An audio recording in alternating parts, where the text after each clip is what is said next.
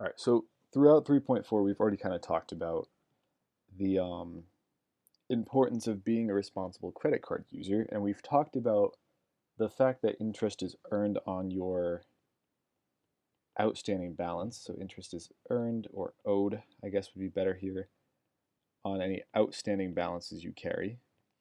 But we haven't yet talked about how that interest is calculated. And it's not just a simple interest problem like we learned in Chapter 2. It's a little more complex than this. So credit cards use a method called average daily balance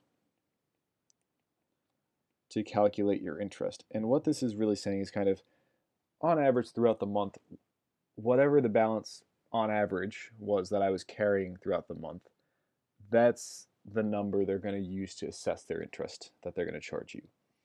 And in reality, it actually winds up saving you quite a bit of money because the numbers actually come out a little bit smaller than we might be expecting. Still not great, right? I still don't want to have to pay more than I already paid for my purchases. But the good news is sometimes these numbers actually come out a little lower than maybe we're expecting up front. Average daily balance, I mean, you see the word average here, right? So your first thought might be, when we talk about mean, median, mode, your first thought might be the mean, right? If you remember, this is just add up all my values and then divide by the number of values. Well, we're doing something similar to that. We're kind of doing like a shortcut to this. When I have a lot of repetition within my set, I actually want to use what's called a weighted average, and that's what I'm actually using here. That's what average daily balance is. It's a weighted average. And the way that weighted average works, instead of taking this just sum of numbers divided by number of numbers idea, we're still doing that, but we're going to speed up the process. So we're going to actually take, instead of just adding up the numbers, we're going to take the numbers and multiply them by the number of times they show up to speed up some of this addition process. And we're still dividing by the number of values, and I'll kind of show you how that's going to change in just a second.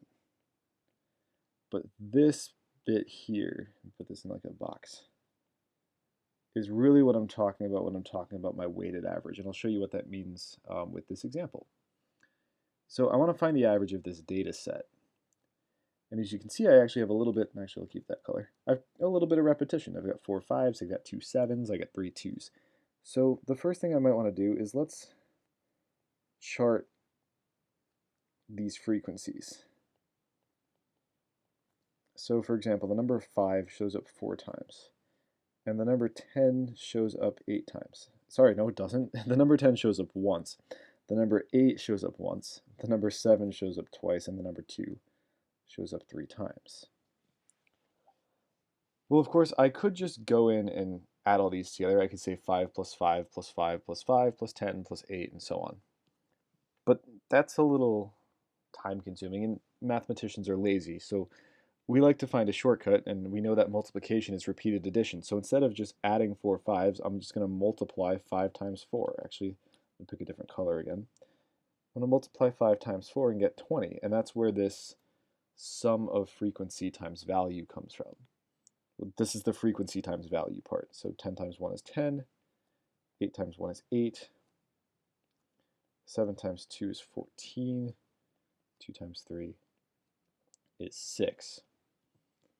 So I want the sum of all of those products, and when I add all those together, I guess I kind of ran out of room over there, huh? So I'll just add it up over on the side for now. Let's see, I'm going to get 20, 30, 38, 52, 58. And then I wanted to find the number of values. And here, yeah, I could just count up the number of entries in my set, but you're going to see later on that we don't always have that ability. So what we can do with this number of values is actually add up all the frequencies, and it's going to give us the same thing. Watch. And I'll color code just to be safe. So 4 plus 1 plus 2 plus 3. So I have 4, 5, 6, 8, 11.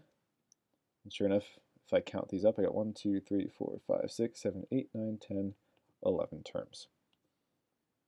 So my weighted average, my average here, is that sum of frequency times value divided by the sum of my frequencies. And that's going to give me about 5.27, I believe. Yeah, 5.27. And there's my average. We're going to take the same approach with average daily balance. We are going to work this in a way that kind of forces us, though, to use this table. Except I'm going to express it in a slightly different way. I'm going to do it in a sentence. So this lists my transactions from January 1st to January 31st. And just for the sake of being formal and the sake of really putting us in the situation, let's assume we have a zero balance. We're starting from nothing. We've paid off our balance beforehand, right? So calculate the average daily balance of your account this month. The structure I'm going to use here is to say this. To find these frequencies, I want to think about it this way.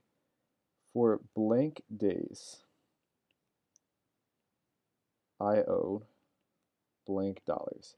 And I want to point out before we get into this that I'm not necessarily teaching this to you expecting you to take your credit card bill, sit down with a pen and paper, and find the interest that you're going to owe.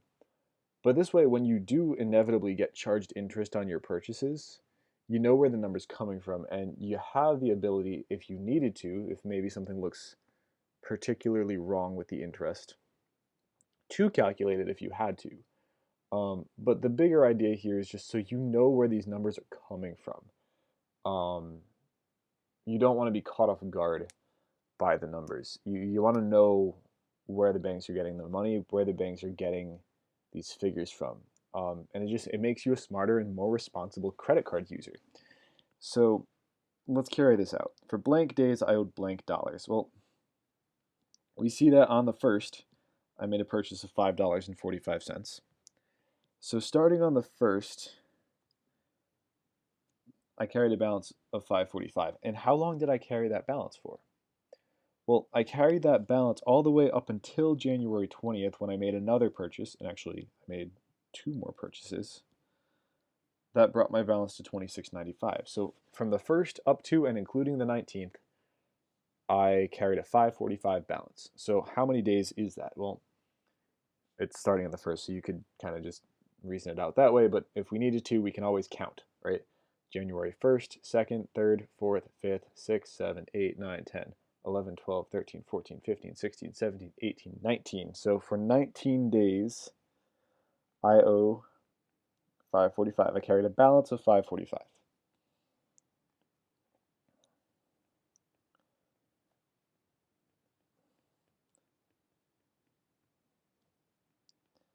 And then we do this again. Well, I made 2 purchases actually on the 20th. That brought my balance up to $26.95. And I carried that balance all the way until January 31st, where my balance was $354.91. So starting on the 20th all the way until the 30th, right, including the 30th, because then my balance changed on the 31st, right? So 20th, 21st, 22nd, 23rd, 24th, 25, 21, 2, 3, 4, 5, 26, 27, 28, 29, 30. 11 days. I lost count for a second there. Well, I owed a balance of $26.95. I don't know what I just did. $26.95. There we go. And again, we kind of lump these 2 purchases together because they happen on the same day, and we're kind of just looking at what happens to the balance on the last day. And then for blank days, I have one more balance here, right? I owed blank dollars. Blank, why is it not? I owed blank dollars. I'm not really sure what's going on with my Apple Pencil now. So maybe I'll just type it out. So on the 31st, well, the transaction ended on the 31st, did it not? So it was just for that one day in this statement period. All we're looking at is the statement period. So can't believe I got to do it this way now. For one day, I owed, looks like $354.91. $354.91. And now I want to find the average daily balance. Whoops. I was hoping I could move that closer to the dollar sign, but I guess not. So now we've got, essentially, we have a table of frequencies. I'm not going to be able to move with the mouse, am I? I have a table of frequencies for blank days, and I have a table of values, right? Just like I did up here. Please work, Apple Pencil. All right. So just like I have here, value, frequency, I've kind of flipped it just to make the sentence work. Frequency, value. So we're going to go ahead and do that whole multiplication business that we did before, because our goal is to find the weighted average. So we're going to do this just like a weighted average. 19 times 545 gives me 103.55. 11 times 26.95 gives me 296.45.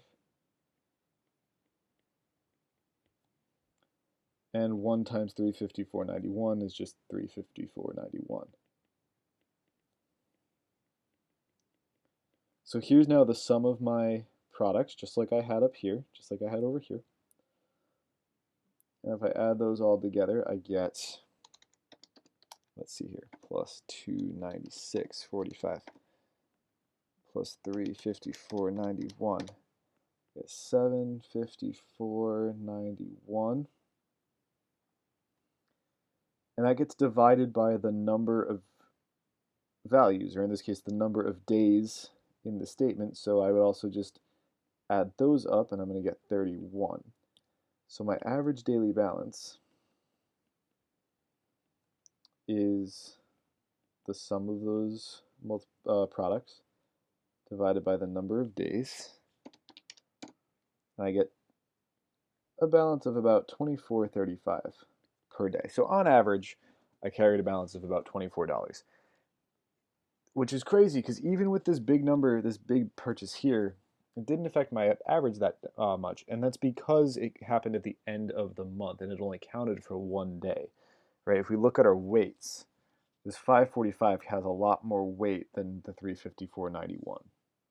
And that's why it's still relatively low. But for the sake of the length of this video and for the sake of finishing out the problem, let's do this. So let's finish this. So here's my average daily balance. If the APR on my credit card is 20.99%, calculate the interest owed this month. So it's key here to remember APR stands for annual percentage rate.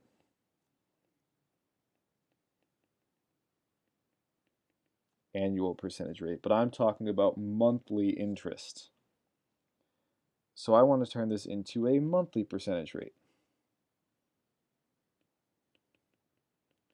So I'm going to take my annual percentage rate and just kind of split it up evenly over 12 months. So 20.99 divided by 12 is 1.7. I'll go out a couple decimals just to be more accurate. So I'll go out maybe 3 decimals. Well, then all I'm going to do is all interest is a percentage of the average daily balance. So I'm going to take 1.749% of my average daily balance. So I'm gonna I'm just gonna do the multiplication there. So 0.01749 times 24.35, and I'm gonna get times 24.35. I get a whopping 42 cents. Well, this is 0.425, so maybe we'll call it 43 cents for the sake of rounding, which is not a whole lot of interest. We just need to be careful. This might actually not be the number you get charged because it's pretty low and businesses want to make money. So your credit card statement might actually have in it somewhere in those terms and conditions in the Schumer box. It'll say whatever that percentage of the average daily balance is, or some number, usually it's 50 cents, whichever is greater. So actually in this case, you might not get charged those 43 cents. They'd stick you at the extra 7 cents too.